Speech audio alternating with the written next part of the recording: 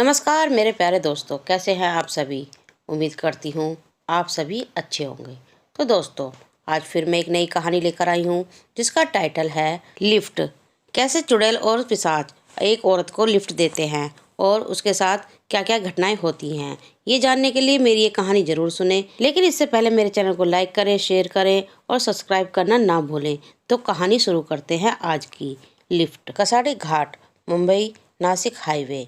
Highway मतलब वो चौड़ी और लंबी सड़क जो दो शहरों को लंबी दूरी तय करके एक दूसरे से जोड़ती है। हाईवेज पे दिन के वक्त तो फिर भी कुछ गाड़ियां चलती दिखती हैं, मगर रात होते ही लोगों का आना जाना लगभग रुक ही जाता है। इन हाईवेज पर कई सारी किस्से कहानियां होती हैं जो हमेशा के लिए वहीं रह जाती हैं। लेकिन जब भी कोई उन हाईवे से देर रात गुजरता है तो अक्सर कहानी से रूबरू होने पड़ता है। रात के लगभग 8 बजे हैं। हाईवे एकदम सुनसान है। इन सुनसान और खामोशी भरी अंधेरी रात में सड़क पर एक लड़की सफ़ेद कपड़ों में खड़ी है और हाथ दिखाकर लिफ्ट मांग रही है। वहाँ से गुजरने वाली एक भी गाड़ी नहीं रुक रही, बल्कि उस लड़की के पास से एकदम तेजी से गुजर रही हैं। यार, ये गाड़ी भी अचानक पता नहीं कैसे बंद पड़ गई। इतनी रात में कैसे क्या करूं? कम वक्त नेटवर्क भी गायब हैं। डरडम यार, प्रिया ने अपने आप से कहा। इतने में एक कार आखिर में वहां रुकी। प्रिया उस कार के ड्राइविंग सीट की तरफ आई और खिड़की से झुकते हुए बोली, मेरी कार अचानक बिगड़ गई है। क्या आप लोग मुझे आगे तक लिफ्ट देंगे?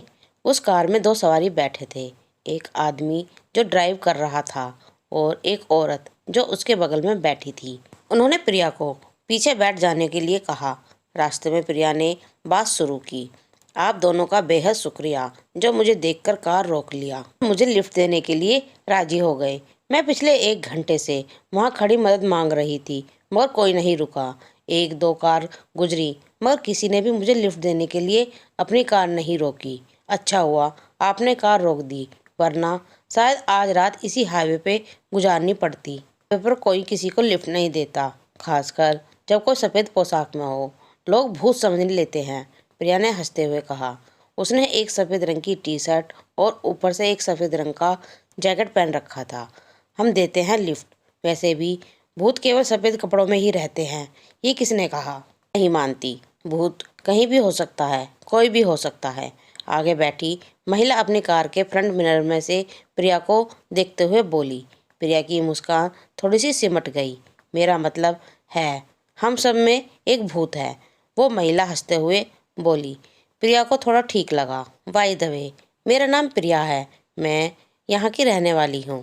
प्रिया, अच्छा नाम है। बहुत पहले ही एक गर्लफ्रेंड थी मेरी, इसी नाम की। ड्राइविंग सीट पर बैठे आदमी ने मुस्कुराते हुए कहा। तो उसकी पत्नी कहती है, इसकी बात पर ज़्यादा ध्यान मत देना, ये बहुत मजाकिया हैं। मेरा नाम कल्याणी है और ये मेरे पति कमलेश हैं। उस महिला ने भी अपना तारुफ कराया। हाय हेलो जवान से एक दूसरे को हाय हेलो किया। प्रिया, आप इस वक्त कहीं से आ रही हो या कहीं जा रही हो? कल्याणी ने पूछा। मैं एक पार्टी में गई थी और बस वहीं से लौट रही हूँ, प्रिया ने जवाब दिया। ओहो, आप पार्टी एनिमल हो? मुझे पार्टी करना, पार्टी में जाना अच्छा लगता है, प्रिया ने सर हिलाते हुए कहा। हम भी एनिमल हैं, कमलेश ने कहा। इस पर कल्याणी ने कहा, इनका मतलब पार्टी एनिमल्स। हम लोग भी पार्टी एंजॉय करते हैं काफ़ी। इनफैक्ट हम भी पार्टी से ही लौट रहे हैं। वैसे आप करती क्या हैं? कमलेश ने शीशे पर देखते हुए पूछा। मैं फ़िलहाल फैशन डिजाइनिंग में हूँ, लेकिन मुझे मॉडलिंग भी करनी है लाइफ में, प्रिया ने जवाब दिया। आपको देखते ही मुझे अंदाज़ा हो गया था कि ज़रूर आप कोई एक्ट्रेस या मॉडल हो, इसलिए मेरी गाड़ी खुद पे खुद रुक गई आपको लिफ्ट देने के लिए। यू आर ब्यूटीफुल, कमलेश ने छिड़ते हुए कहा। ओ कमलेश, अब बस भी करो, कहीं भी शुरू हो जाते हो। अपनी बीवी के साथ बैठे हो और दूसरों की तारीफ करते हो। मैंने बताया ना प्रिया, मेरे ये थोड़े से मस्तीखोर हैं, कल्याणी ने कहा। सॉरी डियर, सॉरी, कमलेश ने कल्याणी को प्यार से कहा। सिर्फ तुम्हारी ही तारीफ करूँगा। तीनों हंस पड़ते हैं। आप लोगों की लव मैरिज है? प्रिया ने दोनों से पूछा। यस, हमारी लव मैरिज हुई है और हाल ही में हमने शादी की है, बस 2 महीने हुए हैं। कल्याणी ने खुशी भरे एहसास के साथ कहा। बहुत खुशी की बात है, प्रिया ने कहा। हाँ, लेकिन खुशी को ग्रहण लगते देर कहाँ लगती है। कब कहाँ कैसे क्या हो जाए कोई नहीं जानता, कल्याणी ने बहुत गंभीरता से कहा। कल्याणी की बात और आवाज में दर्द महसूस हो रहा था। अचानक प्रिया ने पूछा, और आप क्या करते हैं मिस्टर कमलेश? मैं एक छोटा सा बिजनेसमैन हूँ। लड़कियों का एक कारखाना है। लड़की बेचता हूँ, पैसे कमाता हूँ, अपनी बीवी के हाथ का खाता हूँ, उसकी लिखी कहानियाँ सुनता हूँ और अपनी बीवी को प्यार भी करता हूँ, कमलेश हंसते हुए बोला। इस पर कल्याणी शर्मा बोली, आप भी ना हद आदमी हैं। क्या आप कहानियाँ लिखती हैं? क्या आप लेखिका हैं? प्रिया कल्याणी की तरफ झुकते हुए पूछती है। कोई बहुत बड़ी लेखिका नहीं हूँ, बस थोड़ा बहुत जी करता है तो लिख लेती हूँ, कल्याणी ने मुस्कुराते हुए कहा। मुझे कहानियाँ सुनना पसंद है, प्रिया मुस्कुराकर बोली। अच्छा, ये तो अच्छी बात है, कल्याणी ने कहा। आजकल क्या लिख रही हो आप? प्रिया ने पूछा। हॉरर लाइक हॉटेड हाईवे, एक शॉर्ट कहानी लिख रही हूँ फिलहाल, कल्याणी बोली। ओहो, हाई लव हॉरर स्टोरीज, मुझे बहुत पसंद है, प्रिया ने आंखें बड़ी करते हुए कहा। अगर आपको ऐतराज ना हो तो कहानियाँ सुनाइए ना, सफ़र में मज़ा आ जाएगा, प्रिया ने कहानी सुनने की मनसा जताते हुए कहा। सफ़र तो चल ही रहा था। हर सफ़र की अपनी कहानी होती है। एक सफ़र ख़त्म होता तो दूसरा शुरू हो जाता, एक कहानी ख़त्म होती तो दूसरी शुरू हो जाती, ऊपर से हाईवे का सफ़र। कल्याणी की बातें बार बार प्रिया को अजीब महसूस करा रही थी। प्रिया कुछ ज़्यादा सोचती। इतने में कमलेश ने कहा, हाँ कल्याणी, जब प्रिया जी इतने प्यार से कह रही हैं तो कम से कम मेरी खातिर तो इनका दिल मत तोड़ो, सुना दो। इस पर कल्याणी मुस्कुरा दी। ठीक है, लेकिन प्रिया डरोगी तो नहीं? सुनसान हाईवे में हाईवे की एक शॉर्ट कहानी है, सुनना चाहोगी? मुझे डर नहीं लगता। एक काम कीजिए, ये लाइट भी बुझा दीजिए, ज़्यादा मज़ा आएगा, प्रिया ने खुद को हिम्मत वाली जताते हुए कहा। ठीक है, ध्यान से सुनना और बीच में टोकना मत, कल्याणी ने हिदायत दी। कार के अंदर की लाइट बुझा दी गई। बाहर पहले ही अंधेरा था, अब कार के भीतर भी अंधेरा पसर गया। सुनसान हाईवे पर कार के फ्रंट लाइट की रोशनी हाईवे के अंदर को चीरते हुए चलने लगी और इधर कल्याणी ने कहानी सुनाना शुरू कर दिया। कहानी का शीर्षक है लिफ्ट, हॉन्टेड हाईवे। कभी कभी रास्तों में राही किसी कारण से अटक जाते हैं, उनकी जिंदगी की गाड़ी छूट जाती है। ऐसे में अक्सर वो रुके हुए मुसाफिर मंजिल तक जाने के लिए मांगते हैं सहारा, मांगते हैं लिफ्ट। मगर उन राहियों को क्या जो किसी की मदद करने की खातिर खुद की ही राह से भटक जाते हैं और रास्तों में ही अटक जाते हैं। याद रखें, रास्तों में अक्सर अजनबियों को लिफ्ट देना या किसी से लिफ्ट लेना आपकी ज़िंदगी की गाड़ी को हमेशा के लिए रास्ते पर ही फंसा सकता है, जिसकी फिर कोई मंजिल नहीं रह जाती, बस रह जाता है रास्ता और लिफ्ट लेते देते मुसाफिर। शाम हो चुकी थी, अंधेरा हो चुका था। एक पति पत्नी का जोड़ा जिन्होंने हाल ही में शादी रचाई थी, वो एक हाईवे से गुजर रहे थे। वो आपस में बातें करते हुए चल रहे थे। रास्ते में किसी ने लिफ्ट मांगी।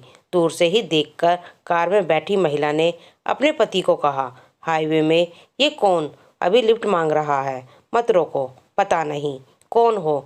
अरे कोई मुसीबत में हो सकता है, हमें रोकना चाहिए, उसके पति ने कहा। कार जैसे ही नज़दीक पहुंची तो एक लड़की धीरे धीरे कार के ड्राइविंग सीट की तरफ आई और बोली, मेरी गाड़ी खराब हो गई है, क्या आप लोग मुझे आगे तक लिफ्ट दे सकते हैं? उन दोनों ने उसे गाड़ी में बैठने को कह दिया। वो पीछे बैठ गई। रास्ते भर वो खामोश रही।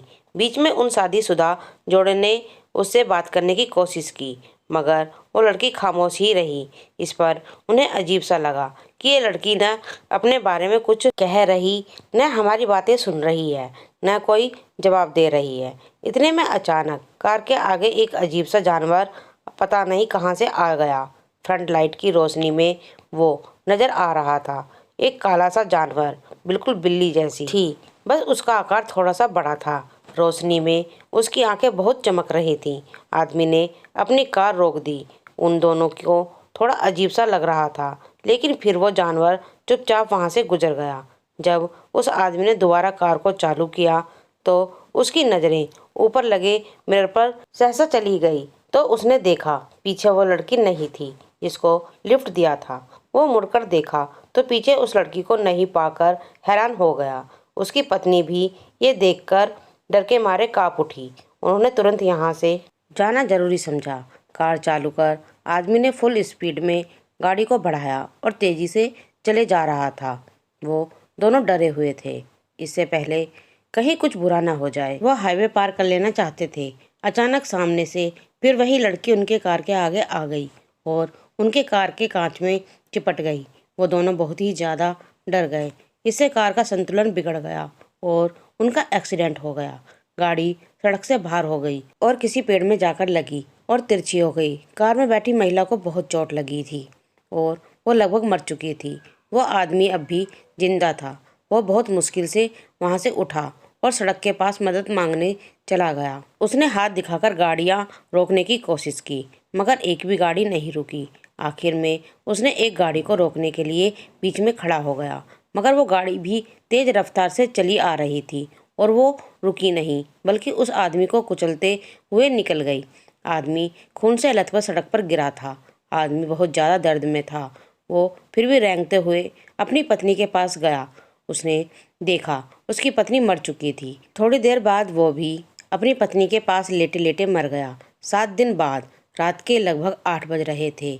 हाईवे एकदम सुनसान था। इस सुनसान और खामोशी भरी अंधेरी रात में सड़क पर एक लड़की सफ़ेद कपड़े में खड़ी थी और हाथ दिखाकर लिफ्ट मांग रही थी।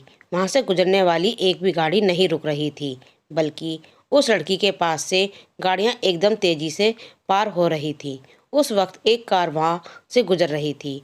उस लड़की को देख उन्होंने अपने कार रोका। वो सफ़ेद लिबास वाली लड़की सामने आई और उसने कहा उसकी कार खराब हो गई है, उसे लिफ्ट चाहिए। इस पर अंदर बैठे पति पत्नी के जोड़े ने उसे अपने कार में बैठने को कह दिया। प्रिया को थोड़ा अजीब लग रहा था।